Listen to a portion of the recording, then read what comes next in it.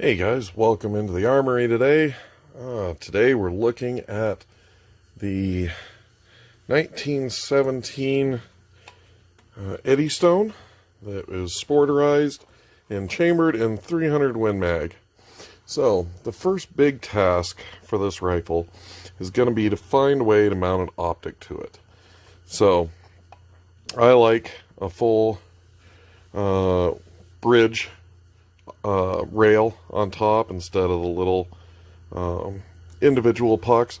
Just my own preference. So I went online, and shockingly, there is pretty much nothing to be found for sporterized 1917s. And I think the issue really comes in is that you have to cut the whole rear sight like this. You have to cut this whole rear sight off and reprofile the back of the receiver to mount a scope to. And every one of them is going to be a little bit different because of that. So that's why I think there really is nothing available in the world of optics mounts. So coming up with a game plan here, and I'm looking this over, and one of the things that again I really like about this rifle, whoever did this obviously took their time and did it to a pretty high level of skill, I would say. I don't believe this was just butchered, because these two surfaces seem to be on the same plane, and that's going to help out a lot. So what I'm looking at right here is just, I've got a piece of just kind of generic Picatinny rail, and my thought is we can cut the rail to the proper length so we can bridge from basically this rear bolt cam travel back here up to the face of the receiver up here.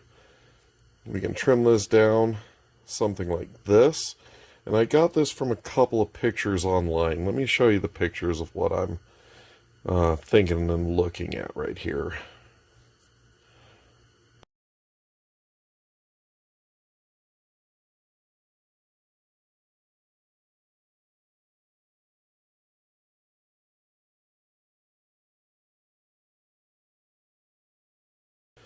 So that's kind of the idea. We're going to trim the rail back, and that's going to leave us with a piece that's the length of the front and rear pieces of the receiver. And then I'll probably have somebody with a milling machine cut out a nice window over the receiver opening. That way it aids a little bit in loading the rifle with ammunition, and it obviously won't disrupt it while ejecting cases.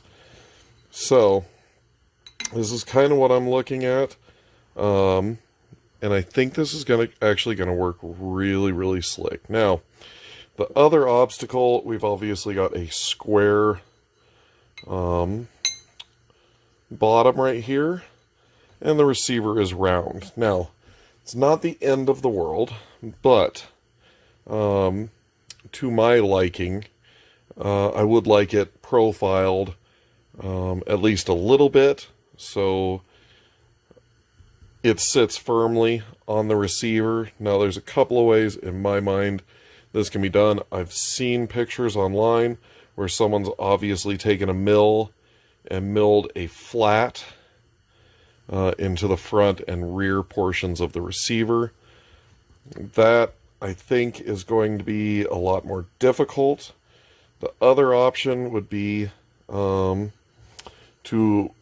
essentially radius the bottom of this, and I do have a little piece of rail that matches the contour of the receiver, both front and rear. So I think this is the route that I'm probably going to go. I'm going to talk to a couple of people in the machining world and see how difficult it's going to be to cut this radius right here into the bottom of this rail.